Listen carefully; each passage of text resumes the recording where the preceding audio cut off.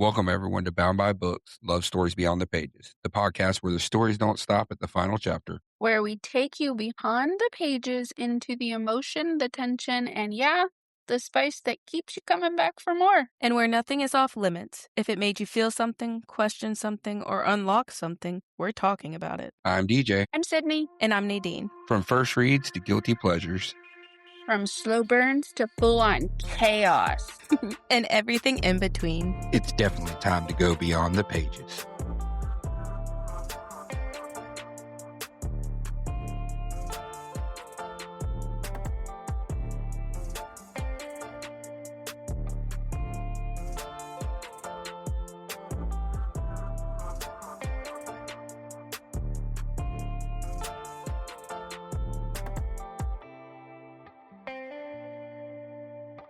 Welcome back, everyone, to another episode of Bound by Books, Love Stories Beyond the Pages. I'm DeeJay. I'm Sydney. And I'm Nadine. So we got a new segment tonight of current events. We have one of our very own authors who is releasing her first book, I do believe it is. Second book, okay. In the Discord, we do have a author's lounge, which is for authors, indie release, newly, the new beginners and all that stuff, where they can bounce ideas off each other, help with resources, and, get the little motivation or just yap about their books that they're working on and get feedback from, clearly, readers. DeeJay decided to take it upon himself on this one to see if any authors had any shout outs or spotlights that they would like to be mentioned. So one of our newer authors, indie authors that are in the club, she is releasing her second book. I believe it's the second in the series. Don't quote me on it, but I'll throw in the tropes before I go into everything else. So the tropes for this are going to include morally gray MMC, found family, soul deep devotion, rival courts, gods meddling in mortal lives, touch her and die vibes, she's mine vibes, forbidden magic, and a powerful FMC. It's a dark romantasy. A mortal who believes she is cursed holds the power to free the immortal king she loves from a sentient, world-ending force bound inside him. But if she fails, the monster will walk the realms wearing his face. This book comes out June 15th on Amazon, Kindle, Unlimited, Barnes & Noble, and she will have a special sprayed edge editions on her website at PeytonVeal.com. The book is When Realms Fall. And we'll put the details in the show notes and have her website in there as well. If this is something like you like. I'm kind of interested in it. I mean, I'm not a big romantasy person, but it sounds pretty interesting. It sounds very interesting. I'm excited to see it. We got some goodies in there. My friend Brittany, she's finally jumping back in. She took a little stint off for a few months. If you guys seen her just randomly jump in recently. Is she the one who's been doing the little blurbs? Yeah. She joined the book club right when we started, if you guys remember. She was there. She was there in the beginning, and then stuff came up, life happens, and she's terrible at Discord. She'll admit it herself. But I keep yelling at her. I'm like, talk on the freaking Discord. And so she's getting back into it, but she's been sending me chapters of this book. And you guys it's going to be so freaking good. So good. Is it up my alley? Yeah, I mean, there's going to be banter because of the MMC in it. He's kind of like, I gave her the analogy that his vibes come off as like a not a golden retriever, like a German shepherd. So like super goofy with the right people, but like very protective and very stubborn and very aggressive if he needs to be. And then she's, of course, a curvy, thick little MMC. It's going to be like a mafia tie-in, kind of. So if you like those types, it's going to be good. It sounds like it's going to be really good. Yeah. And then you've seen her blurbs that she's been posting, and she's doing good. And then, of course, we have Run and Chelsea that are still working on theirs. So another current event that I am excited for, harvest season comes out June 9th. I cannot wait for that one. All the fun stuff is happening in June. My birthday's in June. Yeah. It's almost your birthday. All right. So our current reads section, guys. What are y'all reading? I mean, I'm terrible at this right now because I've been sick because of allergies for the last week. Come on. I'm working on I know, I'm being terrible at it. I'm working on my ARC read that I have. I do have 2 more ARCs coming. Victoria Wild's new Whiskey Women. It's from the Bourbon Boys. It's like a spinoff of the Bourbon Boys. I'll be arc reading for that. And then I have an arc for R. Alexander. She was one of our donors for the giveaway. Her third book will be releasing next month, I believe. And it's like next month or the beginning of July, but I'll be arc reading her third book too. And that's The Thief's Captive. That's a mafia romance. So I got a little bit of Western, I got a little bit of masked FMCs, and I got a little bit of mafia. You got a little bit of everything in there. Yeah, well, hers isn't mafia, I should correct. It's bravada. Like, it's bratva, so it's the Russians. That's like legit mafia. Yeah, so I'm excited. Her second book, like the first and the second book were really, really good. So I'm really excited to see how this third one plays out for hers. What about you, Nadine? What you on? I actually just finished one of my books. So totally different. It's not a romance by any means. I just finished the fourth and I think the last book, unless he's writing something new, in the series Tales from the Gas Station, which I could go into a whole spiel about that whole series. It started off as I don't know if you've ever heard of Reddit No Sleep, but it started off as little blurbs from there and he turned it into 4 full books. Is and it going to be a horror? Do what? Is it going to be like a horror? Yeah, so it's kind of like Anomalies, kind of like this gas station is the hub of all this, where like all the spooky stuff happens. And Are you reading a supernatural book? Yes, I guess that's what it is. It's very out of my norm. I love it. It was so good. And like, so it was supposed to be like these journal entries. Like he was posting these in like sections of like, this happened at the gas station, this happened. And he was posting them on Reddit No Sleep as if they were like blog posts. And then it just snowballed into these 4 books. And the way that they tie back to each other. So I could go so deep on this, but a YouTuber picked it up and was reading it. And he was reading every single blog post. And that YouTuber ended up being the narrator for all 4 books. And the way that the books tie into the blog posts, and this happened in book 1, and you're figuring something out in book 3, and you're like, oh my gosh, this just connected and this connected. It's amazing. It definitely got me out of my reading slump. Honestly, that's kind of what Brittany's little snippets that she's sending me has been doing. It's been making me want to read again. So I get it. So I just finished Sinner's Retreat, and that was an awesome book. Very much enjoyed the banter in that, like we were discussing earlier. I am now starting I Will Break You. Yeah, I Will Break You. And yeah, it's pretty interesting so far. I got to say on that one. GT Sticks is a wild author. Like I said, in the words of my wife, it's a mind fuck. And I'm sure it just gets worse, especially if she's saying it gets worse, it gets worse. So, Nadine, how about the recap? So last week we talked about the cultural discomfort with sex, how religion and upbringing can influence a person's mindset and how they think about sex. And we also talked about men versus women, double standards, and the confidence versus judgment. All right, so this week's episode is going to be a little bit more intense than usual. It was brought to me by my wife as an idea. I took it to Sydney and Nadine, and they both said, let's give it a shot. So here we go with this one. So we read stories about obsession and about control, about love feeling dangerous. We fall for characters who cross lines, because in books, there's always a reason and usually a happy ending. But today we're stepping outside the pages, truly stepping outside the pages. Some of the things we romanticize in fiction are realities that people don't get to escape from. This episode isn't about ruining fantasy by no means. I never want to do that for anybody. It's about understanding the difference between what's chosen and what's taken, between romance and something far more real. Today we're talking about human trafficking and where the line really is. So let's be honest for a second, ladies. We love dark romance, right? The intensity, the obsession, he'd do anything for her, right? What happens when some of those storylines aren't just fiction? Causes a real life problem where people start to blur the lines. What happens when the lines between fantasy and reality get blurred? That's when the police get called.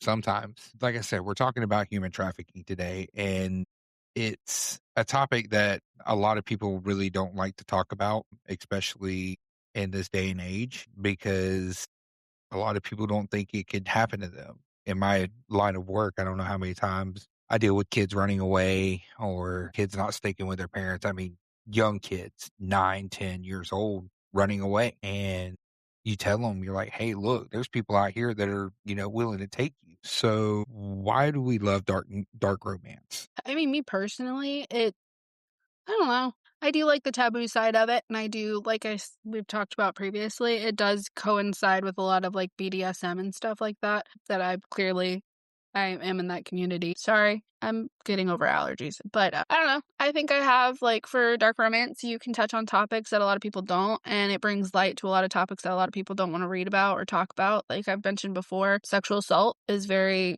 lot of people don't like discussing it, and it's something that should be discussed. A big thing for what I used to do is, DeeJay knows this, human trafficking is something that I used to crime report on. Like, it's a thing that a lot of people don't understand it. Granted, Instagram and TikTok has made it big for all the people that are like putting rubber bands or like putting stuff on doorknobs or putting bottles on cars to make you a target. But it's a real thing that people are starting to learn more about, I would think. I think for me, the dark romance aspect of it is kind of like, and I'm sure a lot of people agree with me, it's like you get to experience the book without experiencing the real horrors of dark romance. So the appeal of the danger with a soft landing. Yeah, the danger aspect without actually being in danger.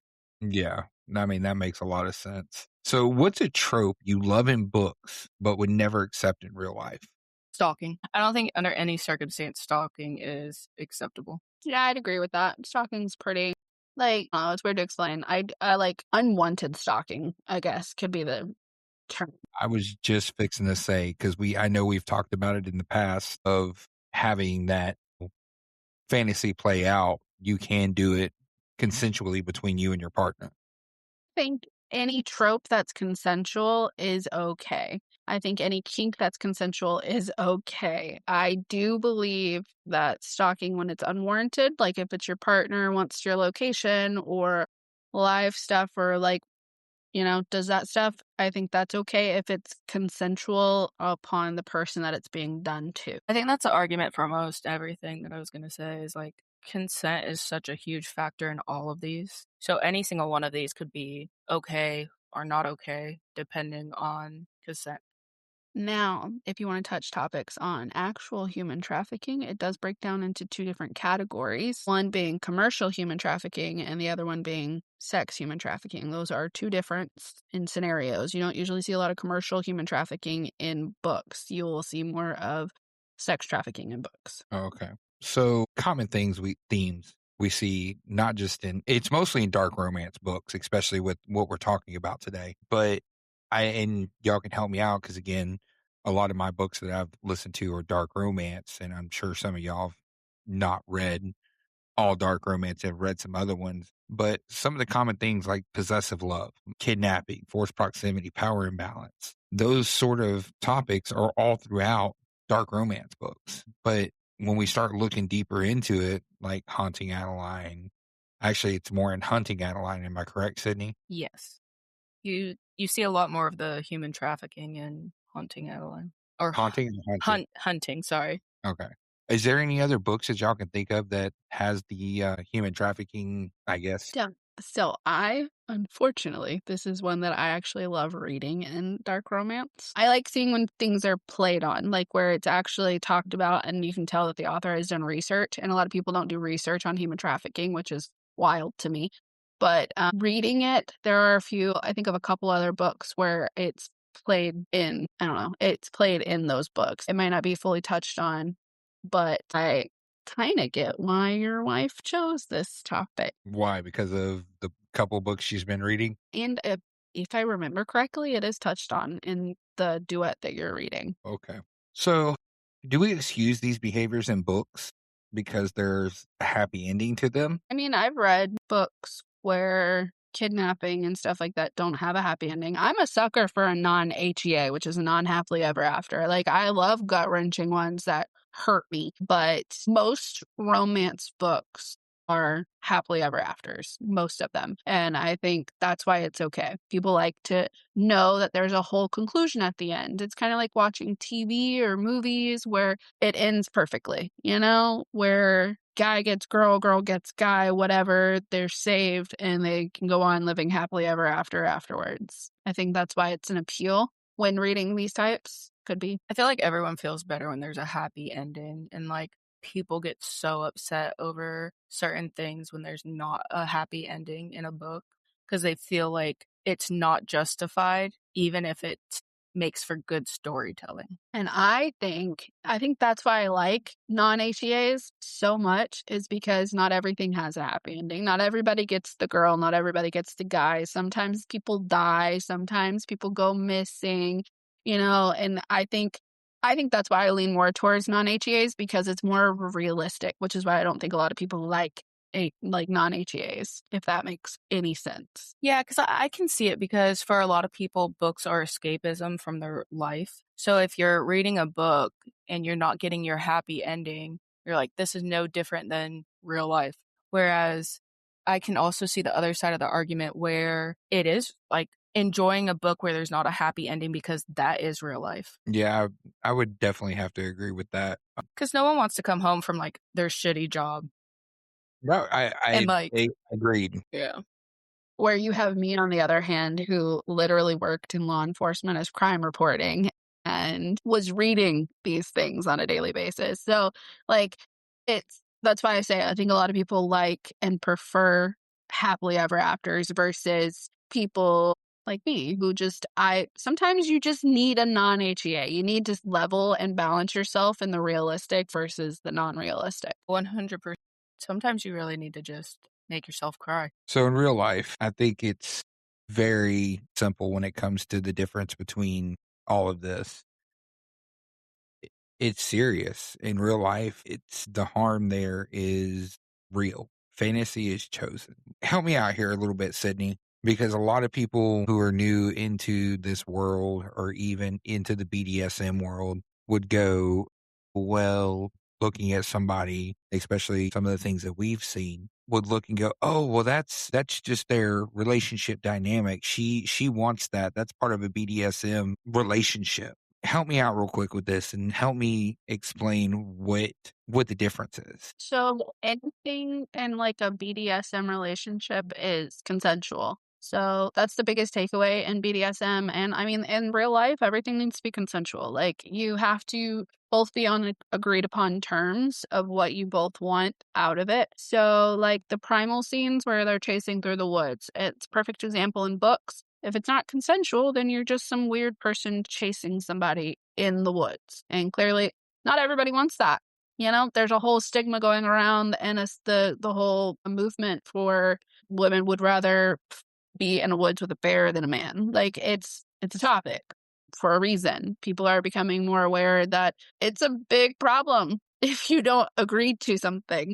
Because if it's not consensual, it's a crime. Exactly. So, I mean, that's the biggest takeaway for it, is that if it's not consensual, then it's not something that somebody else wants to do, clearly. And like, even with the non-consensual consent, I know that's a touchy topic for a lot of people, that and the free use in BDSM. Non-consensual consent, it literally means that there's been prior open agreement talked upon. Whether, granted, nobody else needs to know about your personal life, but two people have agreed in unison and in deep talking that this is something that they wanted to try. Free use is the same thing. It's a open consent blanket, basically. Somnophilia in BDSM is an open blanket consent, usually. That means somebody wants to try it out. Now, granted, there was that, CNN report that came out over the Telegram app that was being used to basically promote, quote unquote, a rape academy for men that focused on a lot of somnophilia, and that's not consensual because they were drugging their wives or their partners. So, like, that's where the difference lies, is that there's blanket consent and usually discussed. Hold up, back up for a minute, because I have not heard about this. Oh, you're gonna get What the fuck did you just say? Please continue. What just happened? So in like beginning or middle of March, CNN released I will see if I can find it and I will send it to you guys personally, but CNN released I'm working on Googling this shit right now. CNN released a story how they had producers and writers go undercover and like sex sites and seeing how they basically touched more on the topic about like the porn sites that were producing like sleeping females, somnophilia. Yeah. But They touched more on the topic and found that there was a telegram that was going around that was basically advertising men selling drugs, how to knock out their partners. It was telling them how, like, ratios for quantities for how much you should give somebody to knock them out to be able to do this. Somebody in, like, Portugal was arrested for letting, like, 70 men use his wife while she was unconscious and he drugged her. So they released this whole entire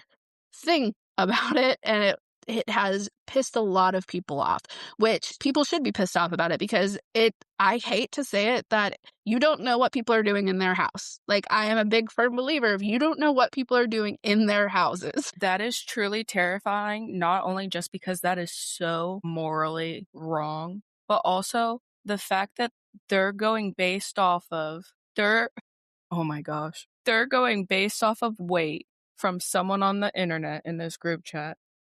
Girl, when I say I'm still How here, much medication to give someone? You could kill someone. You could kill your wife. Shit. when I tell you I've been heated about right now. topics since This it's is been released. wild. Yeah, when I tell you I've been heated about this since it's been released, there's somebody in Africa that was on this Telegram app that was literally taking pictures of packages that they were sending out that had drugs, like sleep aid drugs in them for their partners. That is truly terrifying because it's like, this is the one person you're supposed to trust. Like, your husband is supposed to be the one person you can, like, count on, trust with your life, and they're doing this and their wives had no idea. Absolutely. And the biggest thing for me is, like, I will stand 10 toes that women are just as bad as men. But it's like apps like these where men are more actively going about it and, like, looking for resources in this extent, which is why there's that whole conversation of men versus a bear. Most women would take the bear. 100%.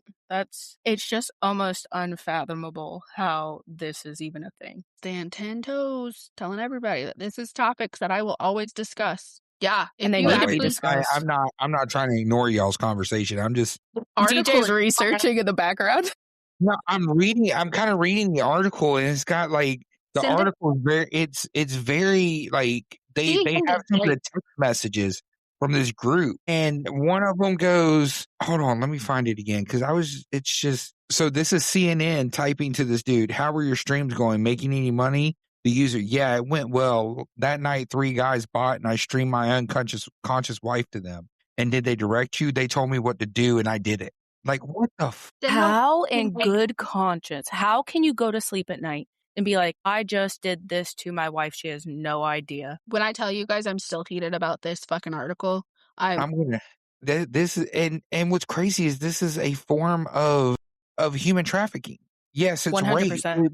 When you're taking this stuff and you're putting it on the internet, you're forcing it. And what's fucked up is you're forcing your wife, the person that you married, into doing something that she has no idea what's going on. That's no better than, like, imagine doing this. Yeah. Oh, while we're on this topic, I want to discuss the difference at, like, the types of human sex trafficking. Is that, like, the human trafficking, if that's okay? No, I think you 100% should. We'll get to that in a minute.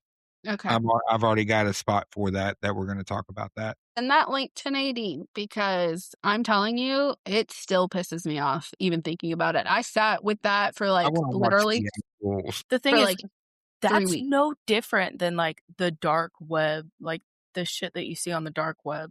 Like, those men were telling that husband what to do and he did it, and that is sick. There's more in there, Nadine, that is just, it's disgusting. Been wanting to do this to the miss for ages. I can get whatever the drug is, but honestly, shit scared of overdose. Always start low. You're thinking long game. So if first time ain't enough, up the dose. This is fucking crazy. Anyway, holy crap. Sorry. You're just from a nursing background, that is so terrifying. That, like, it's so easy to mess up dosages. Especially when you're messing with, because I think some of them are messing with, what's that date rape drug? GHB. Yep. Yeah. I think they're messing with GHB doing this. Jesus. Oh my gosh. And, like, the sickness the women must feel after, because those drugs fuck you up the next day. Yeah, in the article, someone, like, wrote on Telegram, like, you can just mix it in there, or I just mix it in her smoothie. Yeah, one said, where was it? Hold on. something mLs in a milkshake. She felt nauseous, so gave her a tablet of Imodium. Did fuck her well, but she was not out enough and had no more blank on me. Imagine just talking to your wife about like consensual non-consent instead. Like, yeah, like talk to her about it. Talk to her. She might be down, but like to just ask for forgiveness later does not apply to this by no means. Crazy. And the biggest thing, the reason why that's making so many waves, like that article has like made so many waves and pissed so many people off, is because CNN did it. Like, just imagine all the other articles that have been done by lower news channels that people probably have never seen. Never heard of this. And I've heard of, and of course in our line of work said we've heard of like the husband raping the wife and things like that, but nothing to this extent. Yeah.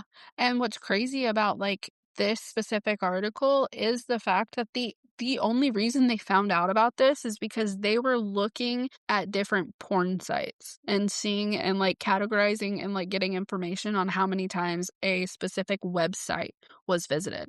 Like, that's how all of this got found out, and how the writer and whoever it was that was doing all the undercover work in this Telegram chat found all of this information. It's just truly upsetting, like, that this stuff happens in the real world. So the hard truth is, ultimately, some of the things that we read as fantasy are realities for other people through and through. So how can manipulation look like romance? Coercion. We were just talking about the prime example. I mean, coercion is the ultimate type of manipulation, because there's different types of it. You have the blackmailing, you have the clearly threatening, you have, so to tie into human trafficking, a part of it is coercion. But the thing is like, for labor human trafficking, you have like threaten to deport somebody, or threaten to not give somebody all their papers, or anything like that. So, I mean, anybody can be manipulative, right? It's how far you take it into the coercion side of it. There's so many things that you can talk about for coercion too. It's like, if you leave me, I'll kill myself, which is like one that you see fairly often. Or like, yeah, absolutely. Or isolation, or addiction. Grooming is another one. Yeah, hands down. So what's the difference between grooming and being pursued? For me, it would be age, honestly. Clearly. Well, let's talk about that. Can somebody who's over the age of 18 be groomed? Absolutely. To be taken into human trafficking? Yeah. So anybody over the age of 18 that might be homeless or struggling or tough drug addictions. Yeah, drug addiction is a big one, actually. Anybody who has like different types of it. So key people who usually get human trafficked are vulnerable people, clearly. I'm not saying that's all of them, obviously, but like, it's the easiest, I hate to say it, their easiest targets is somebody who is vulnerable or super trustworthy. And that's why you see it a lot with women that are by themselves out in public.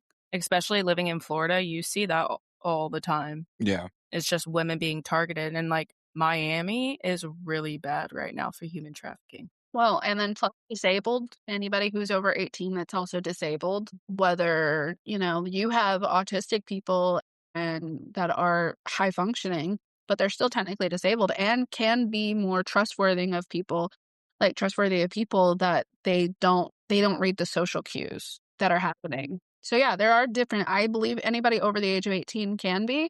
I believe it's how you present yourself, obviously. I believe that if you're a very trustworthy person and you're very trusting of people, like right off the gate, I think it is.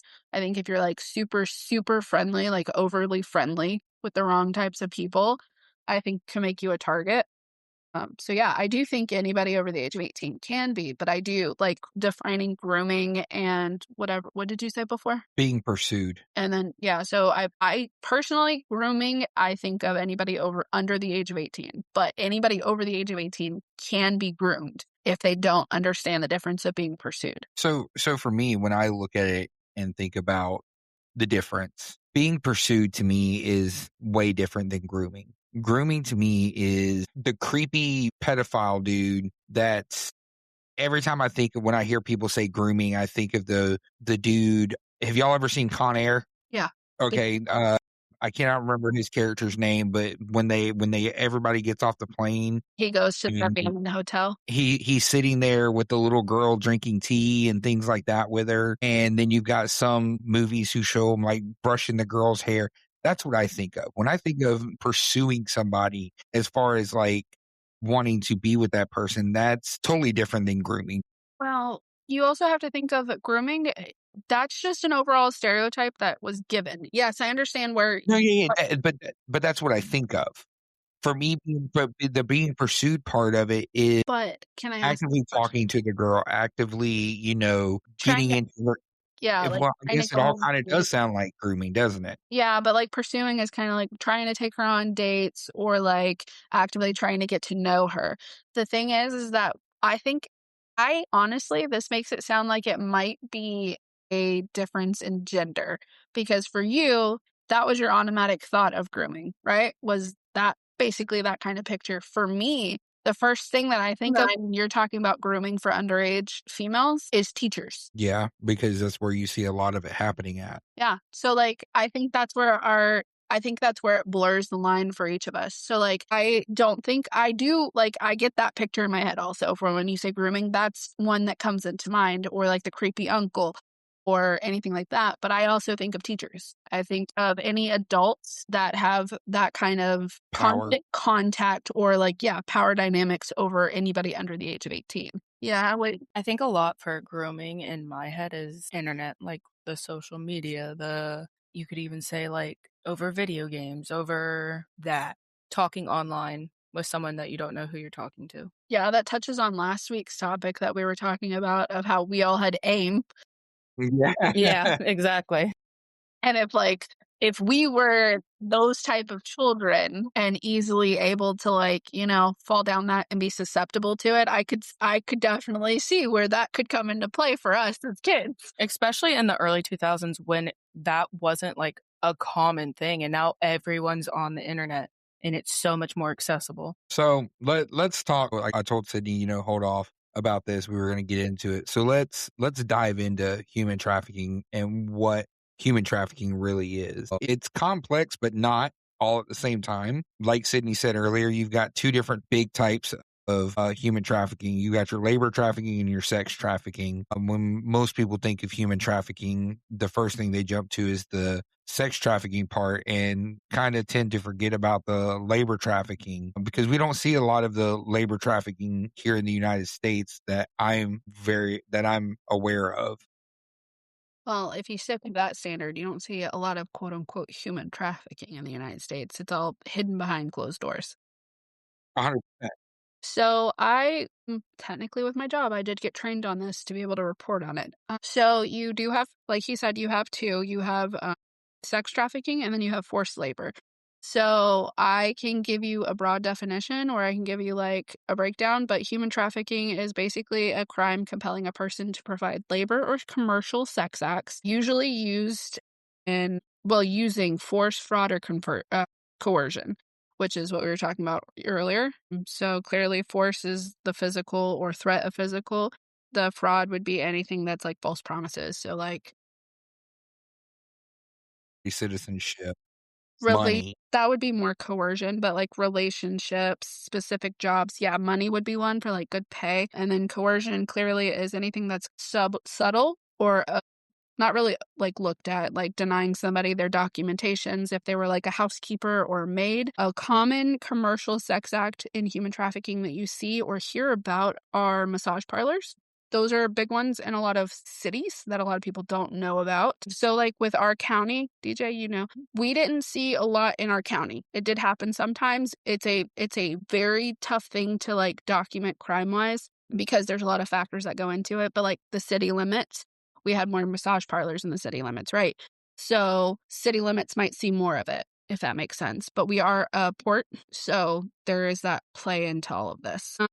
Sex trafficking in actual like Homeland Security, like Department of Homeland Security definition is the recruitment, harboring, transportation, provision, obtaining, patronizing, or soliciting of a person for the purpose of a commercial sex act in which the commercial sex act is induced by force, fraud, or coercion. They don't have to be 18 for this.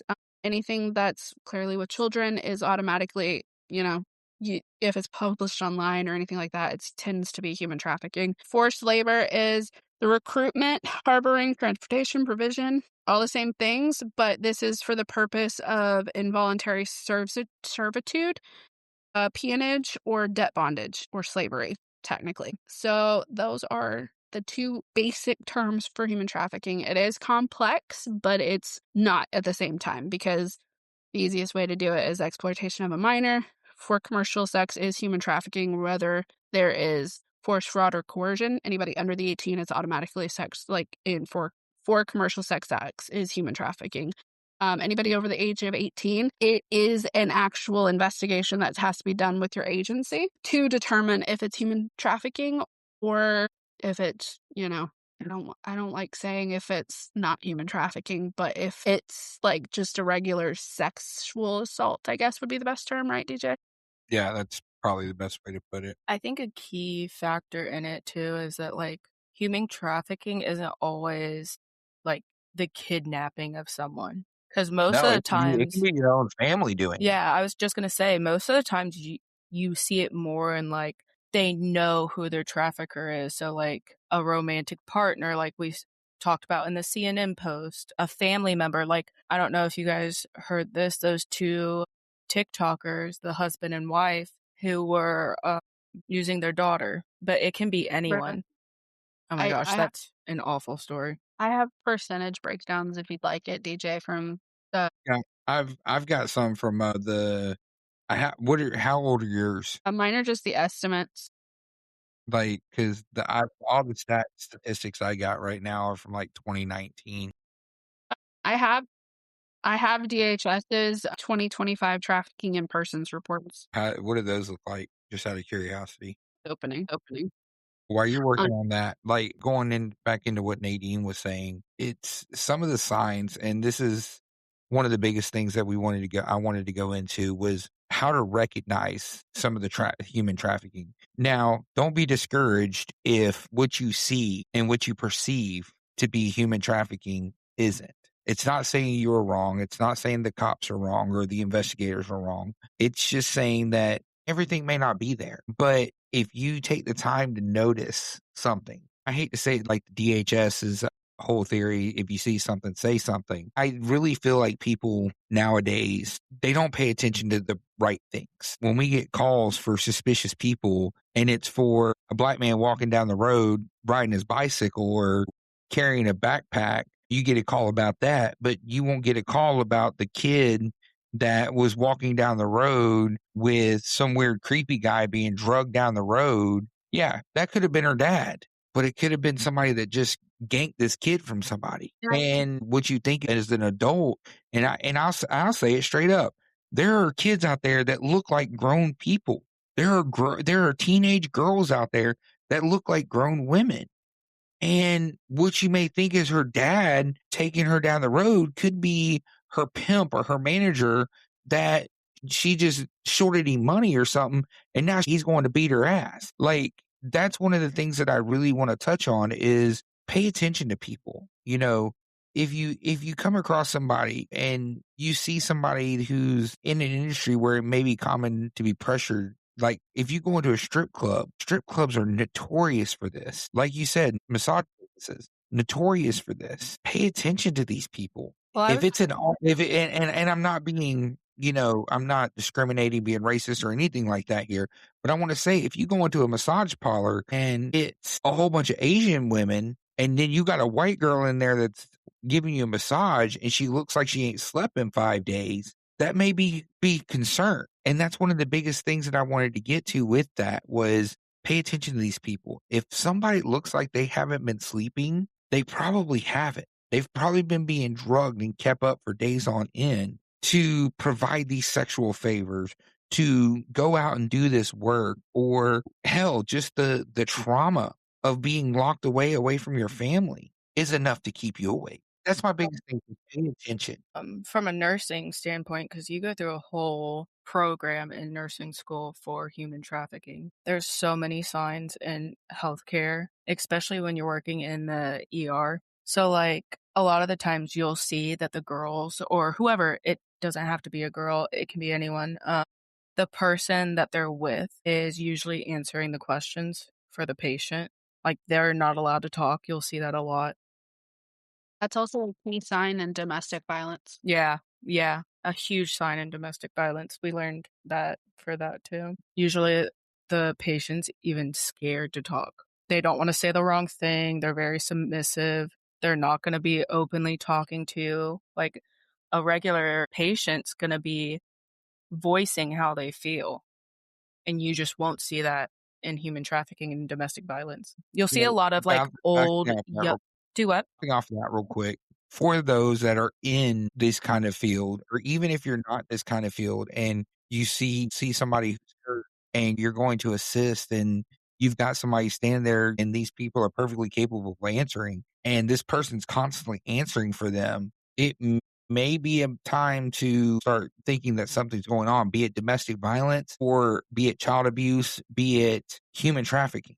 Pay attention. Like I said, pay attention. If it doesn't feel right, it's probably not right. I do want to say that forced labor and commercial sex acts are an umbrella term for human trafficking, just like human trafficking is an umbrella term. It does cover the child sex trafficking, adult sex trafficking, forced labor, domestic servitude. So like in-home maids, nannies, forced child labor is also a form of human trafficking.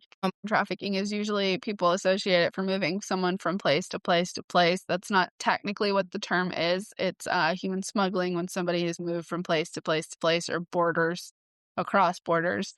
Human trafficking is an umbrella term for all the labors or sexual acts that can go on with it.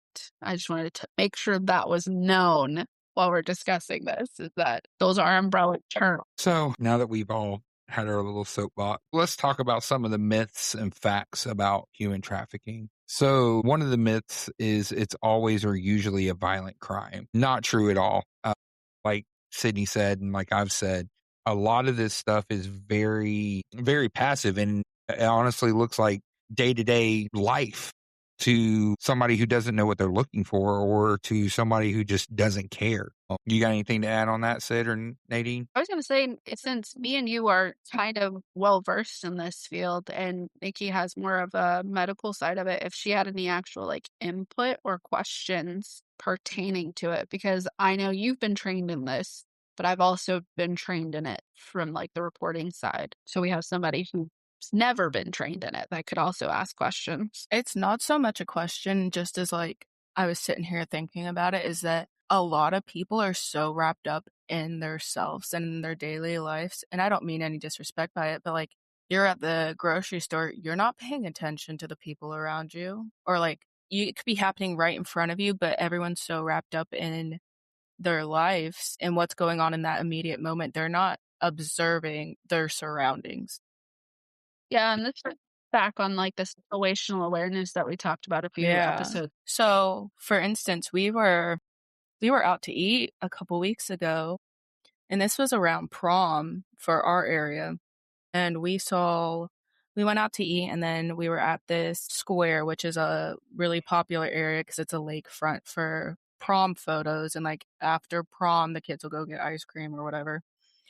And and kind of like what DeeJay said, it's hard to tell now how old someone is. So we saw this girl as we were leaving the ice cream shop, clearly under the influence or something was going on. And she was with an older gentleman. And we're looking around and we're like, is no one seeing this? So we paid attention and we looked for context clues, and everything was fine, but it's like no one other than us were seeing this. No one was paying attention. Everyone was walking past, didn't even give her a second glance. And that's what happens in a day-to-day life. Yeah, so like one time I was it was like a couple months ago, I was in a parking lot with one of my friends. We had just gotten lunch and some car or vehicle came into the parking lot. So we were standing in the parking lot talking next to our cars, and some guy drove really fast into the parking lot, parked weird, and like this girl just started yelling from the passenger seat, got out, started walking really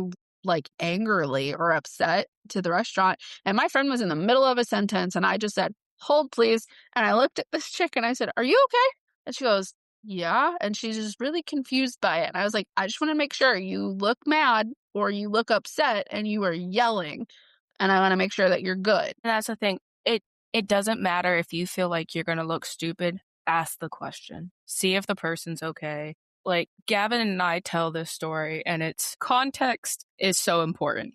Gavin will joke around. I picked up like M&Ms. This was years ago. I picked up M&Ms at Target, and Gavin snatched it out of my hand, threw it on the shelf, and he plays around like this. He's like, "You can't have those," like going on and on about it, just joking. That's my favorite, to mess with people in public. Yes. He's also, let me give context, because he also does this in public. He'll give me a kiss on the cheek, or we'll kiss in public, and he's like, "Sister." He'll start calling me sister, and I'm like, you can't. People are going to get the wrong idea. But back to my story is that, and anytime Gavin tells a story, I always say, the woman that saw it followed us for aisles and aisles and aisles. And I make sure every time this story is told, I'm like, thankfully, there is someone out there that is paying attention, because Gavin's joking around, but she could have very well saw a real life trafficking situation, and she took the initiative to make sure she felt uncomfortable. Yes. Sorry, I'm rambling. No, you're good. I do want to touch on the grocery store aspect of things. You see all the little stories on Facebook and stuff of the people following moms around Walmart, the grocery stores and things like that, and people trying to snatch kids and things like that. It is a very, very real thing. I want to put that out there. That is a very real thing.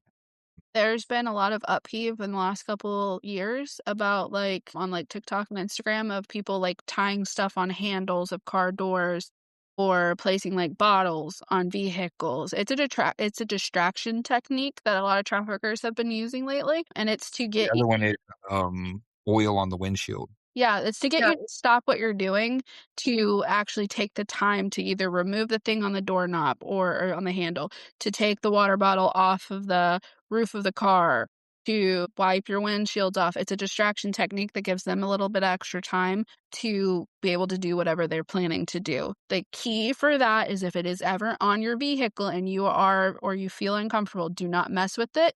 Drive away. As soon as you get in your vehicle, drive off and deal with it when you are in a safe location. Or if it feels funky, call 911. Have law enforcement come out to you. Have them be there with you. Yep. Because or if safe, go to your closest agency if it's open. Yeah. Or precinct if it's open. If you have to stop because you can't see, stop. Make sure your doors are locked. Don't open the door. Don't. Let me help you. Nah, Brody, go on somewhere. I got somebody on the way. And another big thing, but where this isn't even a human trafficking topic, this is just a safety thing. If you do not feel comfortable and you are being pulled over, you can drive to your closest well-lit destination. Absolutely. 100%. If it is pitch black at night and you're on the side of the freaking road and you do not feel comfortable stopping because you are being pulled over, drive to a well-lit area. It is okay. 100% agreed.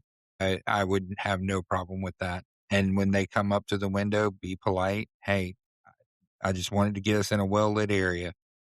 Yeah, that's officer safety too. I would have no problem with that. It's not just a you safety, it's an officer safety as well. I was going to say, there's also apps now that are so accessible. Noonlight is such a good one. If you're leaving a place at night or you feel uncomfortable, you hold the button, and the second you let go, say someone grabbed you or something happened, it dials 911 if you don't put your passcode in within 5 to 10 seconds. There's so many resources that can be used. If you're uncomfortable, make that phone call. Talk on the phone. Have someone on FaceTime. Absolutely. People are less likely to do stuff. That's why a lot of people Ubers will 100% be on a phone call in an Uber, or will send locations, or vocally state where they're going, who they're with, say that, hey, I'm going to send my information to you for my Uber ride, just so you have it. I don't know how many times my sisters call me, hey, DeeJay, stay on the phone with me. I'm walking through this parking lot right now and it's a little dark. Or, a friend, hey, DeeJay, just sit on the phone with me while I get to my car, or anything like that. If you have somebody that you can talk to, call them. And if you're that person they're calling, answer the fucking phone. Don't be a douchebag. Like if it's 9:00 at night and your homie or your homegirl's calling you, like don't like, and it's not normal. Like, hey, pick up the phone. You good? Now I'm walking through the parking lot. Some weirdos following me. Yeah, Cool. Stay on the phone with them. Most of the time, it's a 3-minute phone call at most. Like, Also- damn, we need as a society. I'm gonna say this: as a society, we need to take care of each other, regardless of if you like somebody, if you don't like them because of who they're screwing or what their sexual orientation. I don't care. At the end of the day, we are all human beings, and we need to make sure that these sick fucks in this world aren't able to continue to do what they do, all because and the reason they get away with it is because they know people in this world are not going to care. Yeah. Take a second and look out for people. If you see a young lady walking through a dark parking lot, keep an eye out on her. You ain't got to go up to her and say, "Hey, I'm watching you." No, that's fucking weird. Quit being a weirdo. Also say if you are leaving a retail store at night, you can 100% ask an associate if they will have somebody walk with you. I was just going to say this happened to me at Hobby Lobby where there was a drunk guy, and I know Hobby Lobby can be controversial for some people. Hobby Lobby is awesome. Look, they may be Christian and all that crap, but they got some pretty cool products. Right. Well, and this is the thing. It's like there was a drunk man, and I had noticed him following me, so I'm on the phone with Gavin, and this was probably 4 or 5 years ago now, but I'm on the phone with him, and I get up to the front to pay for my stuff, and a manager pulled me to the side and was like, "Hey, the people on our cameras don't want you to walk outside by yourself. We saw this guy following you," and so on and so on, and they had people walk out with me. Yeah. You can ask anybody in retail. Somebody will. It might take a couple of minutes for them to finish what they're doing, but if you do not feel comfortable, ask. Exactly. And not like more often than not, anyone is going to be happy to help you. Even if it's a stranger in the store. Yeah. Like, they look like they're concerned. Just be like, "Hey, you walk into your car? Because I could use a buddy." So I know we've been diving into this, and I think we're starting to get to a new norm of breaking an hour for our recordings, and we could go on and on and on about this topic. Real quick, I do want to put this out there. There's some phone numbers out there for how to report human trafficking. Ultimately, if you can't remember any of these numbers or you can't get to a Google or computer, ultimate one's going to be call 911 and report it to your local law enforcement agency. And then afterwards, you can always reach out to the National Human Trafficking Hotline at 888-373-7888. That's going to be your one that connects directly to DHS. You can text help or info to Be Free, which is 233-733. And if you're a victim of human trafficking and you're able to hear this, there's people out there that want to help you, including us. If you can reach out to us, we will gladly help you out. We know I've had many connections throughout the country of law enforcement officers that will be glad to help me help you. I just want to throw a little 2024 statistics from the National Human Trafficking Hotline. Go ahead. Okay, so in 2024, through National Human Trafficking Hotline, 11,999 cases were identified in 2024. 21,865 victims were involved in these cases, and cases can involve multiple victims, clearly. For my state alone, in Florida, it was a total of 832 cases that were identified for human trafficking. In total, out of all the 11,000 cases that were identified, 8,233 were adults and 2,666 were minors. 8,359 were female, 1,972 were male. So this is not a sole gender topic. This can happen to anybody at any time and any age. And the thing is, you don't have to prove that you're being trafficked to be able to ask someone for help. I also want to include, jumping off of what DeeJay said, I found that you can also text 233-733, which is Be Free, if you're not able to call. This was a darker topic. It was. And honestly, we could go on for more. We could. Like a whole nother episode. Good. Again, like we said before, if you're being tried, if you feel like any of this applies to you and you're actually hearing this, please feel free to reach out to us.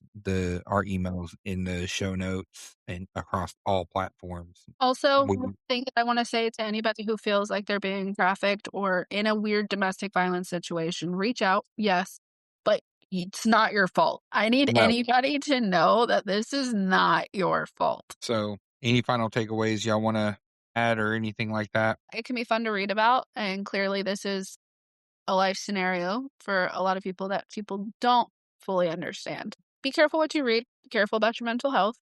Take care of who you surround yourself with. If you feel unsafe, get to somebody who can help or reach out to somebody. People aren't going to know what's going on. That's why I do mental health check-ins. DeeJay knows that. I'll do mental health check-ins on anybody just to find out baseline where everybody is. Be careful what you read. Careful. And then just stay vigilant. Nikki, do you have anything? I was just going to say, if you see anything or if you see something, say something. I mean, it's a cliche thing. Yeah. Absolutely. If you feel uncomfortable and you feel like it's uncomfortable, it probably is uncomfortable. Yeah. And even if you're wrong, it's better to be wrong and say something than to not say something. If you report anything in law enforcement, it does get investigated.